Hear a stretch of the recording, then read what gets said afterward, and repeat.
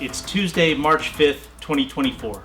I'm just about to draw the last page of RIOT Force, so I thought I'd give you a quick insight into the process I've developed over the past 3 years.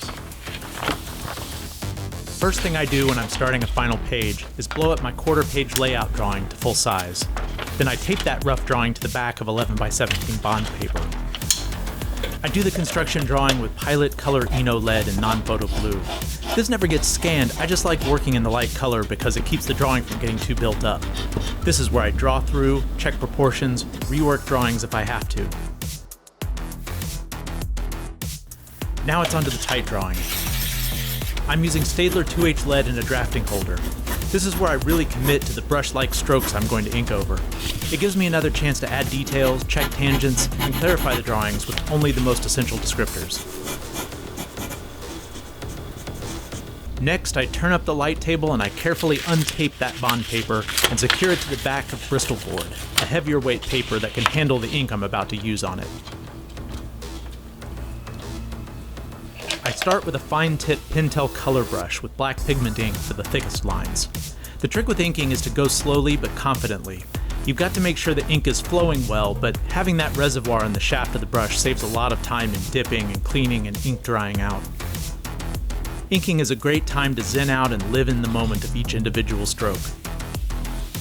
You may notice I'm turning the paper so I don't have to contort my wrist, and I'm pulling the brush away from my body, using my elbow to get those perfect feathers. Brushwork is where you get the best weight variation, so I always try to do as much as I can with the brush, depending on humidity and how facile I'm feeling that day. I'd do the whole page in brush if I could.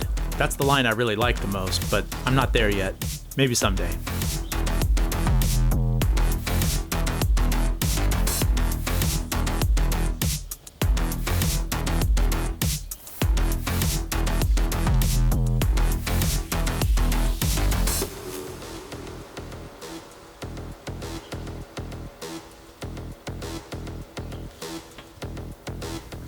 When it's time to pull the ripcord and get a little more control for the finer details, I switch to a Tombow brush pen. This is the soft nib style, so I can continue to get some pretty good line weight variation even with the finer strokes. I'm doing the same kind of movements, treating it mostly like a brush. It's a great middle ground between the fluid line of a brush and the snappy control of a quill pen.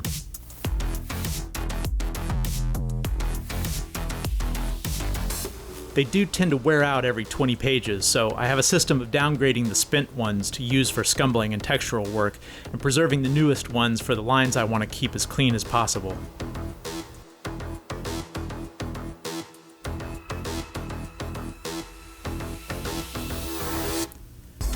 For the finest details and the lines I need to keep even, it's technical pens, French curves, and triangles. I'm going for an organic, expressive feel for this book, so I keep the straight edge work to a minimum, and I only really use the technical pens for cleanup and extra grit.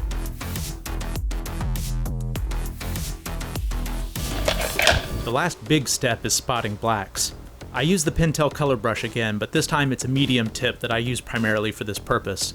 This is one of those things that I could do with one click if I were inking digitally, but I'm happy to take the extra time to have the original art piece. It's also kind of fun to watch the page slowly come together once the shadows pull in.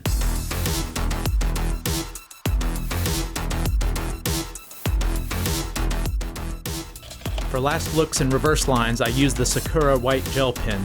It's also good for breaking up areas of transition.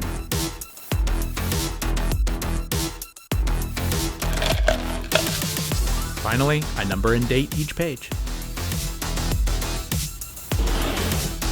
And now I scan the last 3 pages.